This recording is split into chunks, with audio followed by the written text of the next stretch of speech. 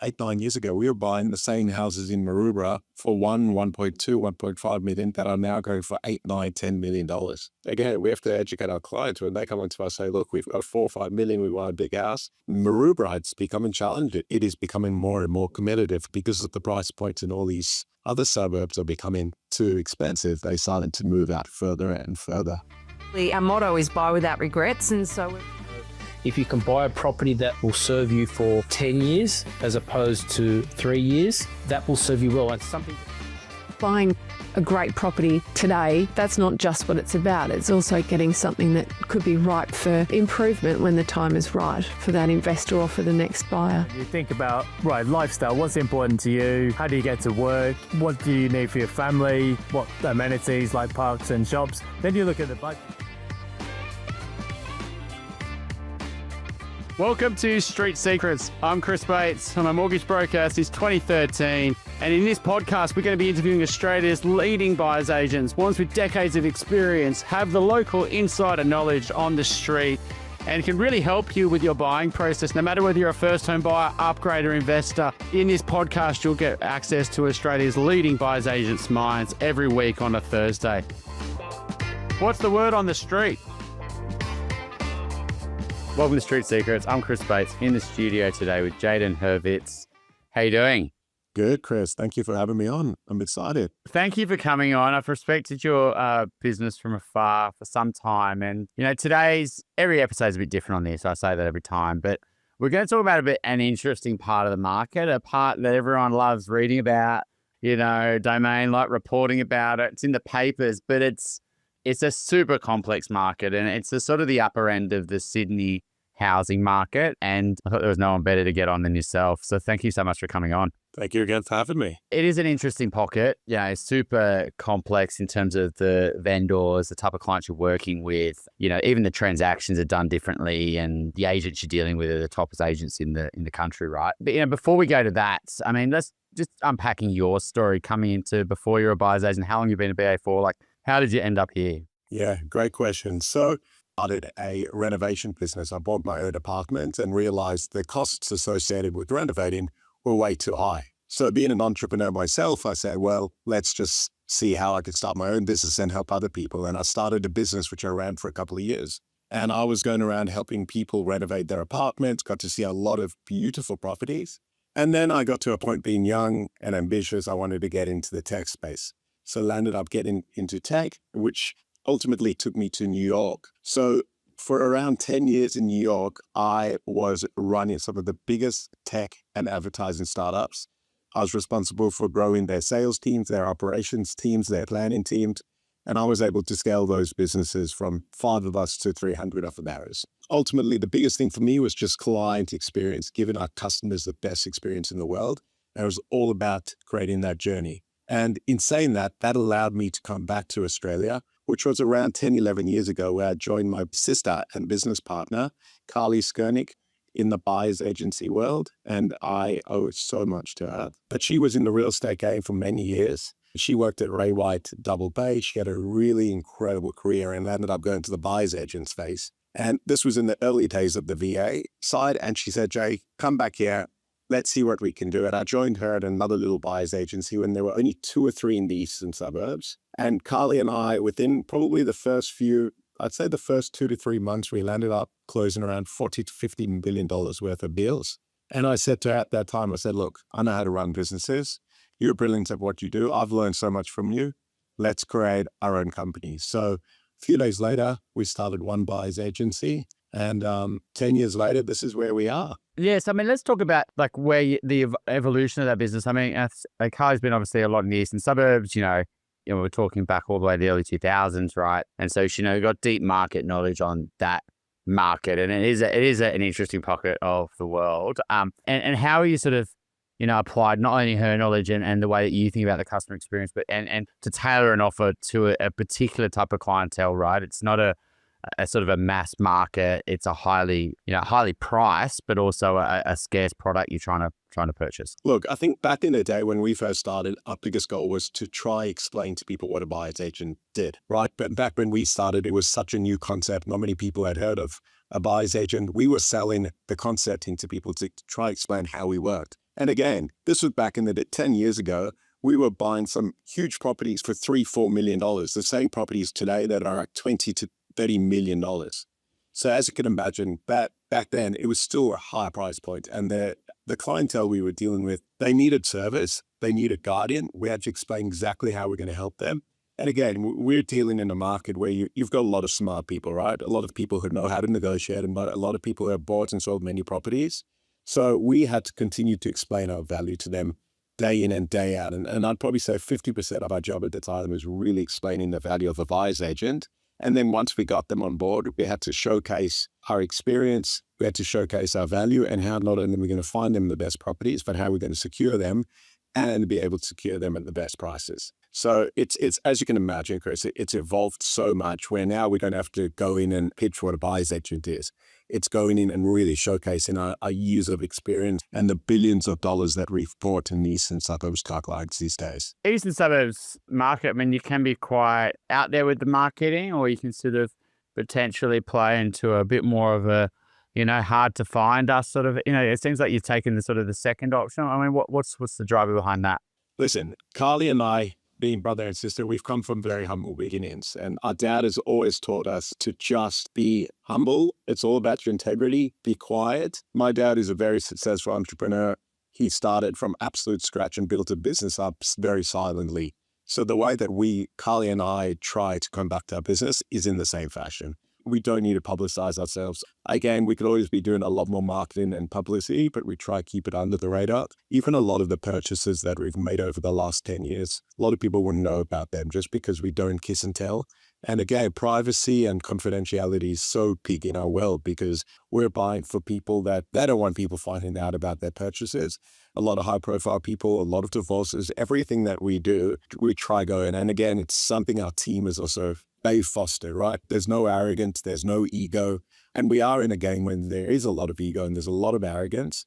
But again, the way that we go is we play nice with each other. We play nice with the agents. Our biggest motto is leave the ego at the door the minute you come into the office. I can think of a number of clients who bought at 4 and 5 and, and you're not far off, right? Like it sounds crazy, those numbers you said at the start, but, their properties are probably worth 10 to probably, maybe even closer to 15 mil. Like they've gone up like 3 times in, 5 years. And if they did a reno, it'd be worth 20 plus, like in the, and sometimes it's easy to reno and sometimes it's not. And so, it has changed a lot, particularly in certain pockets of the East. So, and then some of those were, maybe not the tip, they wouldn't be able to rebuy the house they've got, right? They wouldn't be that buyer. So, and as the buyers shifted as well, like, what are some of the myths around the sort of the housing market in the sort of East where, who's driving that market and, and where's the wealth coming from and why is it just so attractive to the buyers and people then, if they do make a profit, they quickly then just reinvest it back into that market? Look, it's the same question I get asked every day, and I'm sure you do, and I'm sure everyone else does, is we're in a peninsula where there's only X amount of pieces of land. There's X amount of houses. Yes, with all the LMR changes, they are building more apartments, but they're not building any more houses. There's only X amount of land, and there's a lot more demand there is than supply. And I look at a lot of our clients that started with us 10 years ago. We bought them $2 million apartments, and probably around 4 or 5 months ago, I bought one of them a $30 million house. And the reason was they kept moving. They found the right apartment. And again, this is very much part of our job, is to go and advise them. But ultimately, we found them something that they can add value to in a great location, something that ticks a lot of boxes, something they could easily sell it, rent it. And ultimately, what they did was they rent, and they took the risk at the time. They renovated it. They did something beautiful. And they bought their $2 million apartment. They renovated it. They sold it for $4 million. Then they bought their $7 million house, then their $12 million house, and so on and so forth. We find that the clients that ultimately are taking the risk are the ones reaping the rewards, right? Because majority of our clients that come to us, I'd probably say that even 95% are asset rich. And majority of them are from purchasing and buying their houses, taking the risk. Or again, for many clients, houses over the last couple of years where they didn't do a thing and they sold it a year later and made a 20, 30% return. So again, it's all about timing. Yeah, I mean, the scarcity is there, but it's also got this desire to even pass the point of what other people may think is fair value. It's this sort of overconfidence and this attraction to be within this pocket. There's always a a ridiculous premium on the harbour fronts on the eastern side of the bridge versus the western side or the lower north. Why is it so powerful, that pocket, and so much wealth concentrated there? Like, why does it just keep coming back there? Obviously, it's accessible to ocean and the city and stuff like that, but it's so much deeper than that, I feel. Great question. I think the biggest thing that we found, and again, we've got clients that would look in Rose Bay, for example, but wouldn't look in Dover High. We've got clients that would look Rose Bay, Belvoir Hill, but wouldn't slightly go to Vaucluse. So again, I think a lot of the buyers, they want to be, one, where the schools are, two, they want to be where their friends and family are. And again, we say to our clients all day long is, if you're willing to open up your brief and looking at kind of suburbs a few down, you'll be able to get exactly what you want and more. But again, time in and day out, we actually find that they're willing to compromise on something smaller and always be in the location. It's the number one thing that comes up. And I probably said the number one conversation we have with our clients is, if you're willing to compromise and actually move a little bit further, you can get everything you want. But people are willing to stay where they are, pay a bit of a premium and be happy. Obviously, the schools are a key part of that, right? They went to that school. They want their kids to go to the same school. There's a bit of that. There's intergenerational wealth. Their parents are there. Their grandparents are there. Like, their version in their mind of success is to live in that pocket. Like, so that really, that you feel like it's holding down. And can you sort of give an understanding just how much intergenerational wealth you are seeing to that next generation? The parents are giving it earlier than ever. Yeah, look, I think in the eastern suburbs market, a majority of our first home buyers, and when I say first home buyers, I'm saying our clients that are coming to us buying their first homes that are anywhere between 4 and 10 million, are coming from parents or grandparents. A lot of the new guys that we see across the board, especially a lot of our company, are the $1 or $2 million clients. Again, they're obviously taking the risk to do that, but it's definitely being passed across generations. There's no doubt about it. That's the only way. I mean, there's no way someone's coming in and buying a $10 or $15 million house as their first, second house, unless they've ultimately sold their business. Unless, again, as we can imagine, COVID made a lot of people very, very wealthy. And again, there are a lot of markets, especially with what's going on in the world, that are doing very well. Let's talk about that LMR change, and not just LMR in terms of the Rose Bay story, but there's a lot going on around Edgecliff Station. There's a lot going on at Bondi Junction. There's a lot going on in other parts of the east, etc. So we all know what's happening, right? Like, in terms of the developments and stuff like that. Like, I don't want to make this about this is happening here and this is happening here, but I feel like it is playing into the psychology of not just buyers, but also people living in the suburb. And I don't know, because I don't have these conversations deep with these people that are in the market as much as you would. And how do you think it's changing, and how are they feeling about it all? Look, I think there's two sides to it. On the first side, a lot of my clients have made a lot of money over the last couple of years. And reason being is we helped them buy their houses that were $3-4 million. And overnight, they were selling them for 9, 10, 11, 12 plus, right? Without having to do anything. So let's say a lot of owners that couldn't be more excited, right? They've got their house, they doubled their value, doubled, even tripled it overnight. They're great. There are also a lot of buyers that have come to us saying, we don't want to leave where we are. We're so happy, but we feel like we're going to be boxed in. So again, some people are loving where they live. Some people couldn't be happier to move. So I think there's that side of it. On the other side of it, which is probably the biggest side of my job at the moment, and it comes into a lot of the due diligence we're doing, is I'm potentially going to buy a house here. And within the next 3, 4, 5 years, there could be a 6 or 8 story building next to me. How do we guarantee that's not going to happen? And again, it's the hardest thing for us to be able to go to our clients and say, we can't guarantee it. But for us, we do a lot of due diligence. Again, we're speaking to developers day in and day out to understand the feasibility of apartment blocks. We're also trying to understand what developments are happening. We've got map and back-end systems to understand what plans are being put in and how far it's been moved. You look at something like, I looked at a map the other day of Rose Bay, and we just looked at how many DAs have been submitted. It was scary to see the reds, and that's just submitted, right? That's just submitted recently. Then it will be all the approved, and then we also know a lot of developers that are about to submit. So it's pretty scary from our end to go, going to deal with the infrastructure. I mean, for a lot of buyers, they want to be in Rose Bay, in Double Bay, in Bondi Junction, in Edgecliff. It really actually limits our buying capacity at the moment, because if you are in an LMR zone, a lot of people don't want to go near it. So it will be really interesting to see what happens over the next few years. Yeah, I think if you're playing this market, and I'm glad you answered it that way, because I do think the DD you had to do before was nowhere near this type of the collective of the, and they've got these action groups anywhere in the country. Every suburb's got them. It's not just eastern suburbs, but the power of the people would always, if someone lost a DA and it wasn't fair, there'd be 100 submissions on it, right? And that would win, and it wouldn't happen, and there'd be go to land environment court, and he was never worried of 8-story apartments, but it has shifted so dramatically, and we have no idea how this is going to play out. There's a worst case, there's a best case, there's a medium, and I think as a buyer, when you're in the market, you've got to be, I guess, if you've got your wealth there, you've got to be careful, but also if you're entering it, you could easily buy the wrong site and regret it, right? And so, and you're really spending a lot more time there and trying to improve your knowledge because it's so complex, this development space, way more than just normal resi, right? Yeah, mate, it's a different kettle of fish. And for us, we really, really have to know what we're talking about. Again, the team and myself, we spend a lot of time with architects, with planners, with town planners. We also work with a lot of developers as well. They are educating us as well. And again, these big time developers, they learn in every day in the job. So for us, it's just a matter of trying to make sure we have a checklist, and we have to go through each specific box to make sure that if we're about to buy a beautiful house that could be covered around an apartment, our clients understand the best and the worst case scenario. If we're buying apartments, what could happen? And again, there are even apartment buildings that are now in the LMR zone that are trying to work out, can they start going a few stories higher? So again, there's no one to protect it from it. In my opinion, it's going to change the eastern suburbs dramatically. Is there going to be an oversupply of apartments? Most probably. The infrastructure, the traffic.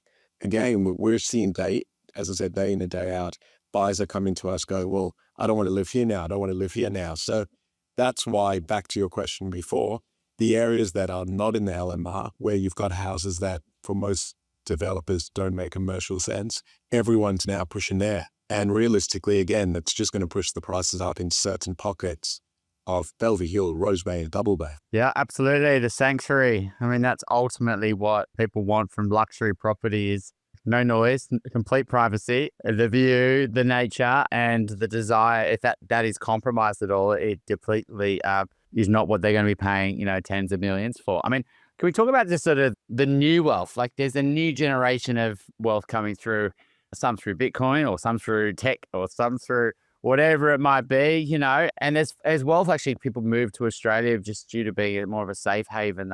It's maybe people from different nationalities all over the world. It's, from Asia, from India, from America, from the US, from Dubai. Like it's not as one dimensional as sometimes people make. So can you sort of highlight just how diverse, and how attractive that pocket in particular is to just a lot of wealth from around the world? Absolutely.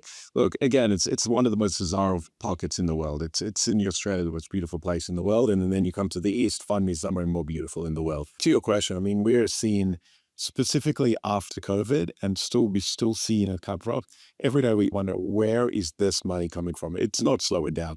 I mean, the amount of calls that we get, I'd probably say on a weekly basis with someone for a $15, $20 million budget. Again, it seems like so much money in the world, but trying to find a $15 to $20 million house, exactly what they want in the area they want, there's not many of them, because the people that have bought them or the buyers that have bought them, they're not moving for the next 10 years. So again, we'll show our clients as much everything we can within that pocket or within the area. But again, there's not. And that's, again, what's happening now. It's also changing the whole structure of eastern suburbs, right? Where a few years ago, you were buying waterfront houses for $20, $30 million. Now, a lot of those waterfronts are 30, 50, 60, 70. So what we're seeing is a lot of these buyers are now going into different areas, buying pieces of land and building their dream houses. And those pieces of land should have gone for 12 million. Now they go for 16 million. So again, when all this intergenerational wealth and all this new wealth is coming in, it's pushing up the prices. So again, it makes it difficult for everyone. Yeah, I mean, you made a good point there as well. Like, the compound homes, like, the Mishki guys and like I'll buy this house, I'll buy the neighbor. And I mean, that's been going on for generations, but it was the packers. And it's such a desire to sort of get the biggest foothold in a land and every time that happens, it just reduces the housing stock compared with all this LMR. And it's almost like that's not going to slow down. It's almost like that's the desire to get more and more land. It's going to make it more challenging. That's what I always say. Now it's the best time. It's not going to, look, everyone wants to be in Australia. And if you look at the migration, I mean, we were recently at a talk with REA and they were talking about the search history from India. And it is every year on year, it is growing exponentially. and the amounts of queries and searches that are coming. And again, we can start to see it already. We've seen a lot of influx of Indian buyers coming down to the eastern suburbs where we didn't 3, 4, 5, 6 years ago. So we're going to see a lot of changes. Again, the Chinese, what we found is buyers have slowed down, and we're going to see a lot more Indian buyers.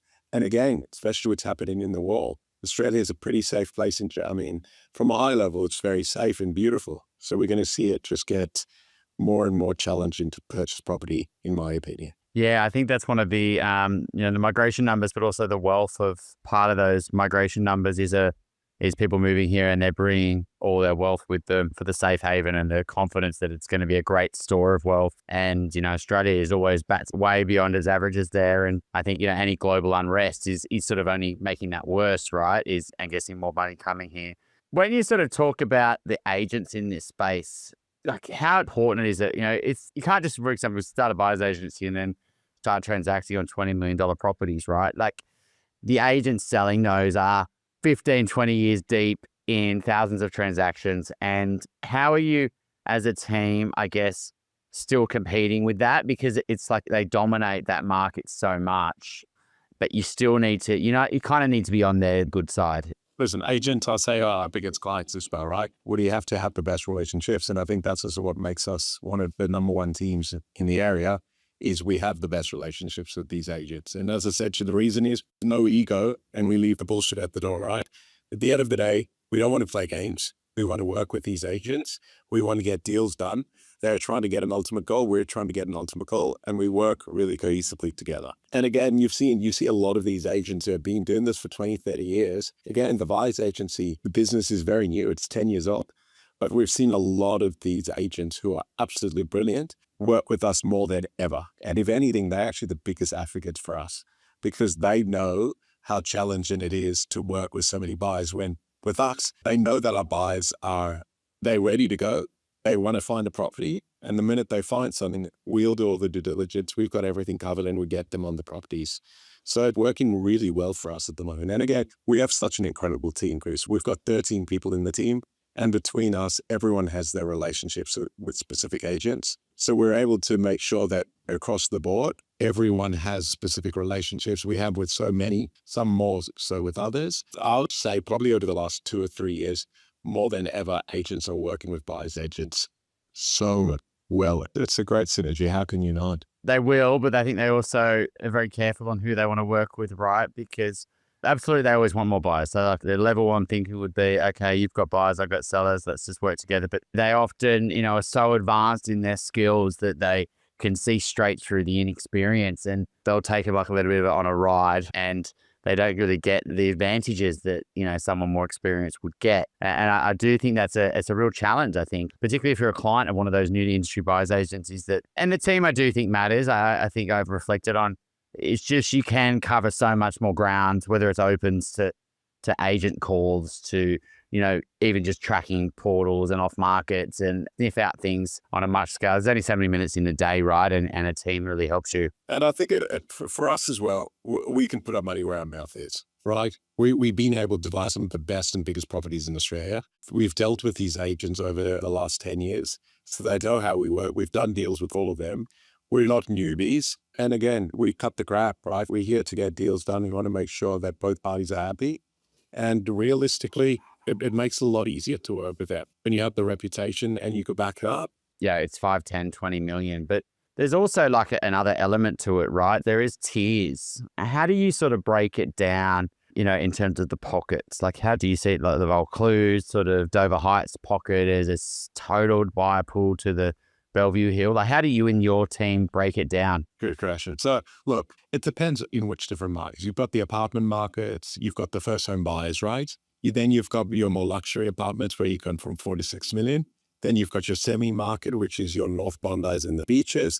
And then once we start going up 10 billion, 15, 20, 30, you're looking at Rose Bay, Bellevue Hill and Vaucluse. And then start taking it a step further where you've got your Point Vipers and your Vaucluse waterfronts and Darling Point waterfronts. That's essentially how we break it up, right? So just depends on each client what they're after, because most people come to us, they want specific suburbs and specific criteria, but it would always start with location first. There's quite big price discrepancy, right? Like if you're on this part of a suburb versus this part, right? What people value can be enormous, and, they'll discount something, particularly say it's further up the peninsula, and it's a little bit extra to work. So what are some of those compromises you're finding that people really value in your pocket? We had a client a few weeks ago that we bought something across the road and it was significantly cheaper than something that had sold across the road, but that was closer to the water, even though this one had views. So again, clients come back to us, and again, when we get clients that come to us with the strictest list you've ever seen. Our job is, one, to educate them. So we actually got to show them what's available in their budget. Two, we got to educate them through the process and make sure they understand what their budget can buy. And again, if they've been realistic, we will always tell them straight to their face. At the end of the day, we want to give them a good experience. We want to over-deliver and we want to show off. And if I can't do that, there's no way I'm going to continue working with them, or we're going to have a great conversation that's going to say, well, this is exactly how we want. So again, it all depends, right? We've got clients that come to us saying, look, I'd love a beautiful waterfront in Port Harper. I've got $35 million. The truth of the matter is a fortune of money, but realistically, $35 million unfortunately doesn't buy you a waterfront in Port Harper. But what we could potentially do is have a look at maybe a few houses back. We can start to have a look potentially in Vaucluse. We can have a look at a few different options. And again, we guide them and educate them through the process. Do you think that the next generation of buyer value something different to what their parents and grandparents did? So, maybe it was the Vaucluse. I'm just putting it out there. And now they want to be maybe a North Bondi now, or maybe they want to go to Watson's Bay where their parents wanted to be in Rose Bay, or, like this. It feels like that because the market's priced on not just now, but it's also based on the past. And and future growth isn't guaranteed to be at the same, the same metric isn't meant to, can't always say that. So is there any sort of gut feel when you look at the East where, you find that the money is going to transition within the East and stay there, but some parts are going to get even stronger, and some parts are the next generation are probably valuing a bit more? Absolutely. Look, we find, and again, we've got clients that, let's say their schools are in Rose Bay or Bellevue Hill, they will not even go near Vaucluse. Back in the day, even though their families were born, they were born there, their families 20-minute drive. So again, I would say more so now more than ever, many people that were born in certain areas are actually moving away. They're moving to where their friends are. We get a lot of buyers that are now moving to the beaches. Again, the beaches probably over the last 5-7 years is just becoming more and more competitive. You look at Bronte, Clovelly, Coogee, South Coogee. It's moving further and further away. And again, even Vaucluse, there are many times where we find that a lot of buyers won't be Vaucluse, and allows us to get some really good opportunities in Vaucluse. Hill, Rose Bay, everybody wants to be there. And again, you look at that market and it is absolutely going through the roof. Limited supply, people are pushing the prices up more than ever. It's where everyone wants to be.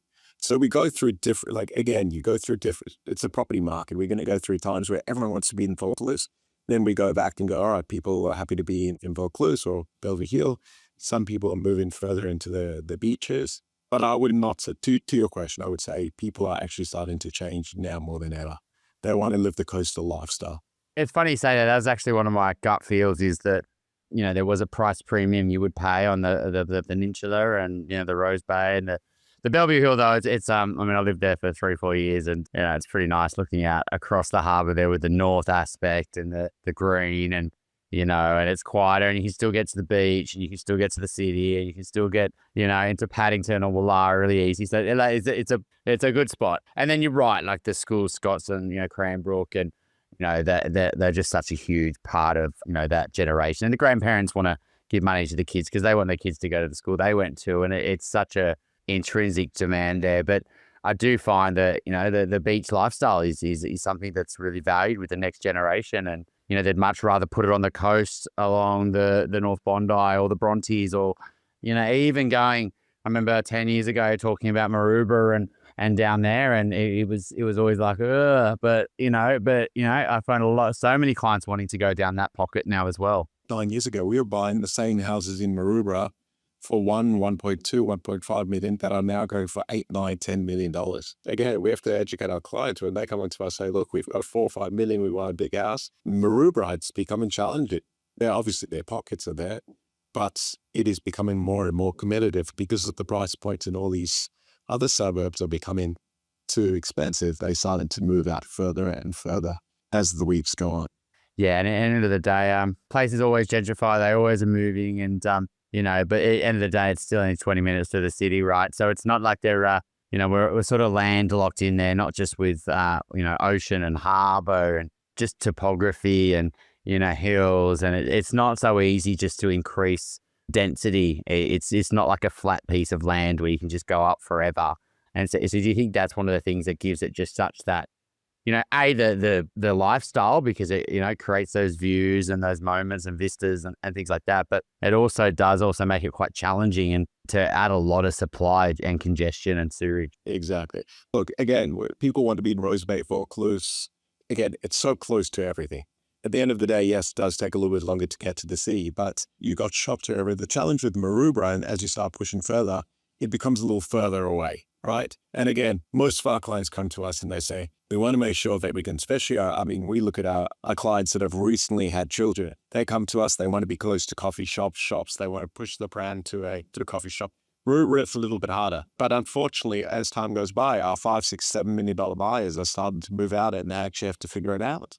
Because what they want in Vaucluse or Rose Bay, the semi-market is now starting to go up in the 5.5 to 6, 6.5 to 7. Even over the last few weeks, we've seen, especially in the beaches and even around North Bono, we've seen the majority of these semis that are going for $6 to $7 million, which was never the case a few years ago. Jayden, it's been a really good chat, and I think it's good insight into just the behaviour and the psychology around the Eastern market. I do think it's way more complex than people just naturally think if they haven't really been exposed to it. But then, the fundamentals are still there, and if not getting stronger with all the change. And but I do think there's going to be winners and losers a little bit. Like the status quo of what got us here doesn't mean it's going to continue. And I think that people have got to be really careful at the moment with all the change of making sure that the property is going to become more livable, not less livable, and pockets are going to be more livable. And people are going to want and demand that and pay for it. And it's not as cut and dry as it was, say, 3 years ago. And so you do need expert advice more than ever.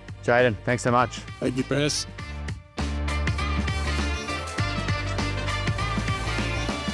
Thanks so much for listening today. We hope you got lots of value out of it. If you'd like to speak to our guest today, there's links in the show notes on how you can get in contact. And if you're buying your first home, upgrading, renovating, or need any finance-related queries, obviously we'd love to help. There's links in the show notes to us as a mortgage broker, and we look forward to next week's episode.